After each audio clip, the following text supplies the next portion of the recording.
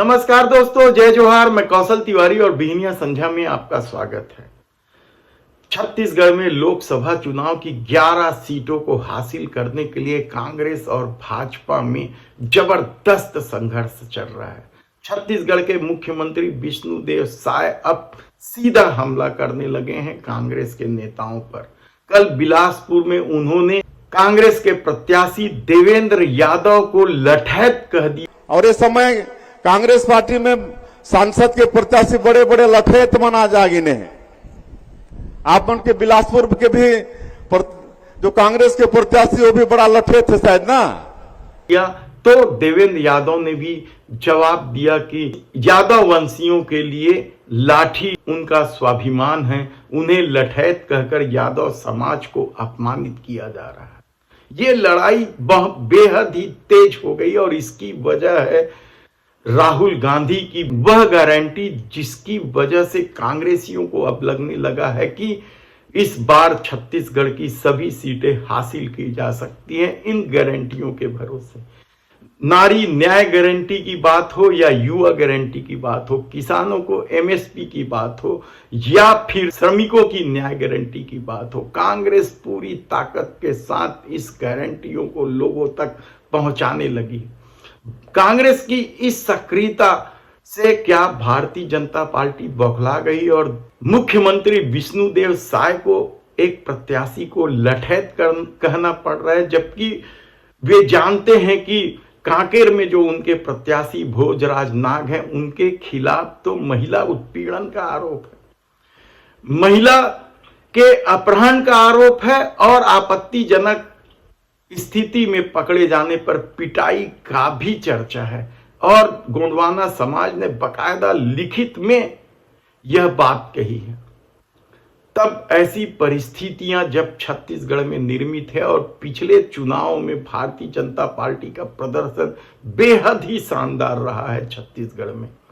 वह यदि 2019 का चुनाव छोड़ दे तो 11 में से 10 सीटें जीतती रही है। पिछले बार जरूर 2019 में मोदी लहर के बाद भी कांग्रेस ने 2 सीटें जीत ली थी।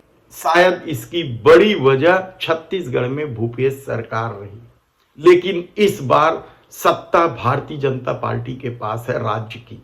और ऐसी परिस्थिति में भारतीय जनता पार्टी को लग रहा था कि वह 11 में से 11 सीटें जीत जाएगी। इसलिए तमाम नेता, चाहे मुख्यमंत्री विष्णुदेव साय हो या प्रदेश अध्यक्ष किरण देव हो या उप मुख्यमंत्री विजय शर्मा, अरुण साव, किसी भी नेता का नाम ले लीजिए, सब के सब कहने लगे थे कि इस बार 11 में से 11 सीटें भारतीय जनता पार्टी को मिलेगी। लेकिन राहुल गांधी की गारंटी पहले आ गई। राहुल गांधी तो कल बस्तर प्रवास पर आए और उन्होंने आदिवासी और वनवासी को लेकर जो परिभाषाएं दी उससे भी क्या भारतीय जनता पार्टी विचलित हो गई। राहुल गांधी ने सीधे सीधे प्रहार किया कि देश के प्रधानमंत्री नरेंद्र मोदी वनवासी कहते हैं, यानी आदिवासी और वनवासी का फर्क बताते हुए उन्होंने कह दिया आदिवासी कहने पर जल जंगल जमीन पर उनका अधिकार होता है और वनवासी कहने पर यह बातें खो जाती है। इसलिए देश के प्रधानमंत्री नरेंद्र मोदी अपने उद्योगपति मित्रों को जल जंगल जमीन सौंप रहे हैं। लेकिन उससे पहले यहां पहुंच चुका था कांग्रेस द्वारा जारी की गई न्याय गारंटी।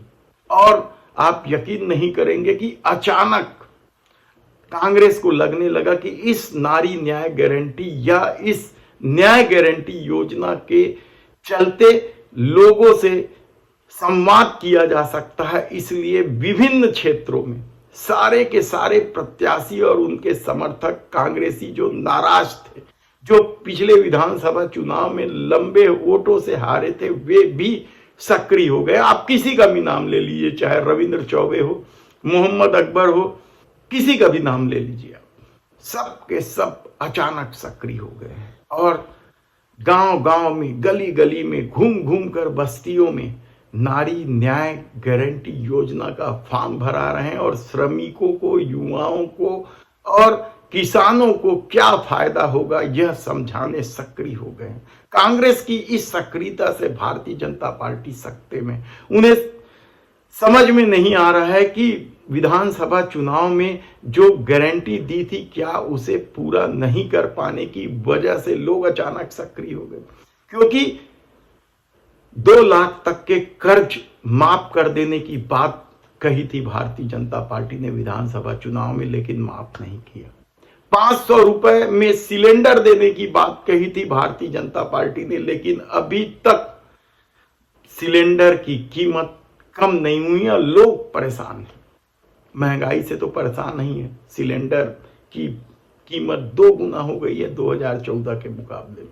महतारी वंदन योजना के तहत प्रत्येक महिलाओं को 1000 रुपए देने की बात कही गई थी, लेकिन सत्ता में आते ही क्राइटेरिया बना दिया गया कि किसे देना है और किसे नहीं देना है। इससे बहुत सारी महिलाएं वंचित हो गई।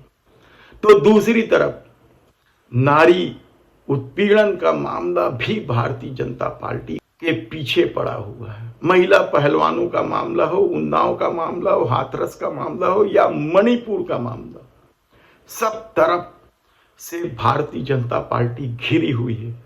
तो दूसरी तरफ आज हम बात कर लेते हैं राजधानी की। राजधानी में मुकाबला बेहद ही रोचक होता जा रहा है। शुरुआती दौर में बृजमोहन अग्रवाल और उनके समर्थक दावा कर रहे थे कि हम रिकॉर्ड वोटों से जीतेंगे, रिकॉर्ड बनाएंगे, ताकि उन्हें राज्य से किनारे करने का जो सपना देखा जा रहा है वह सपना पूरा ना हो और रिकॉर्ड वोटों से जीतने की वजह से उन्हें केंद्र में मंत्री पद मिल जाएगा। और बृजमोहन अग्रवाल के नाम सामने आने को लेकर कांग्रेस में निराशा जरूर दिखाई दे रही थी, लेकिन अचानक जब कांग्रेस ने युवा चेहरे को मैदान में उतारा, विकास उपाध्याय को मैदान में उतारा और नई रणनीति के तहत विकास उपाध्याय ने नारी न्याय गारंटी योजना का फॉर्म भराने लगे। कहा जा रहा है कि शुरुआत तो राजधानी से हुई, उसके बाद प्रदेश भर में इस तरह के फॉर्म भराए जाने का कार्यक्रम बनाया गया और इस फॉर्म भराने के कार्यक्रम कुछ इस तरीके से लोगों को प्रभावित करने लगा कि लोग खुद कांग्रेस के कार्यालय में आकर फॉर्म मांगने लगे। कहा जा रहा है कि कांग्रेस के एक एक कार्यकर्ता इस काम में लगे हुए हैं और कहा जा रहा है कि प्रत्येक घर में यह योजना पहुंचे, इसकी जानकारी लोगों को हो और इसी योजना की नहीं बल्कि न्याय गारंटी की तमाम योजनाओं की जानकारी लोगों तक पहुंचे। और सबसे बड़ी बात तो आरक्षित सीटों में जो संविधान बदल देने की चर्चा है। कहा जा रहा है कि यदि मोदी सरकार को 400 सीटें मिल जाती है तो संविधान बदल जाएगा। और संविधान क्या बदलेगा, आरक्षण ही खत्म कर दिया जाने की हल्ला है। और इस परिस्थिति से भारतीय जनता पार्टी अपने को कैसे उबार पाएगी।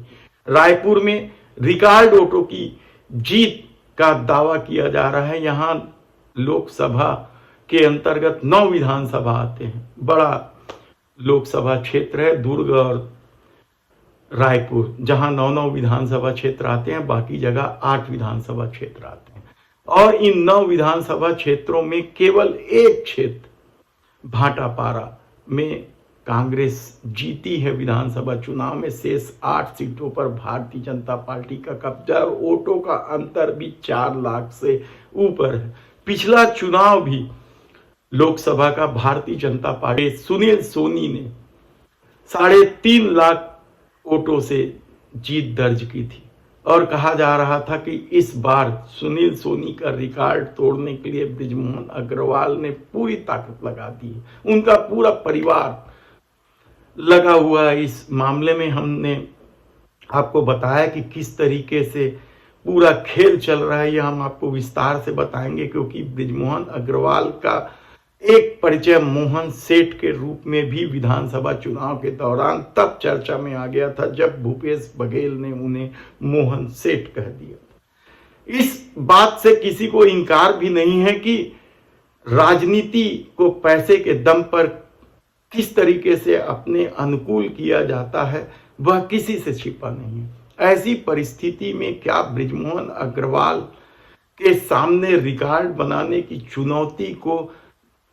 कांग्रेस ने ध्वस्त कर दिया और हालत बराबरी पर आ गए। कहना मुश्किल है क्योंकि अभी तक तो यही कहा जा रहा है कि कुछ भी हो बृजमोहन अग्रवाल जीत जाएंगे, लेकिन जो परिस्थितियां बन रही हैं, जो कांग्रेस ने नारी न्याय गारंटी, श्रमिक न्याय गारंटी, युवा न्याय गारंटी के साथ अपनी बात रखने शुरू किया और अचानक कांग्रेस के दिग्गज नेता सक्रिय होने लगे हैं, चाहे वो सत्यनारायण शर्मा हो या कुलदीप जुनेजा हो या साहू समाज के दिग्गज नेता। कई नाम है, फेहरिस्त हैं इन क्षेत्रों में। अचानक सारे कांग्रेसी सक्रिय हो गए हैं और कहा जा रहा है कि जोर शोर से वे नारी न्याय योजना और युवा न्याय योजना को लेकर लोगों तक संवाद कायम कर रहे हैं। ऐसी परिस्थितियां जब बन रही है तो क्या रायपुर लोकसभा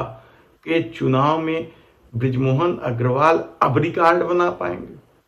कहना इसलिए अभी आसान नहीं है क्योंकि 7 मई को यहां मतदान होना है और फॉर्म भरने का दौर भी शुरू हो गया है। बृजमोहन अग्रवाल 15 तारीख को फॉर्म भरने वाले हैं, तो विकास उपाध्याय 17 अप्रैल को फॉर्म भरेंगे। ऐसी परिस्थिति में क्या भारतीय जनता पार्टी की स्थिति आने वाले दिनों में और खराब होगी, देखना होगा। धन्यवाद।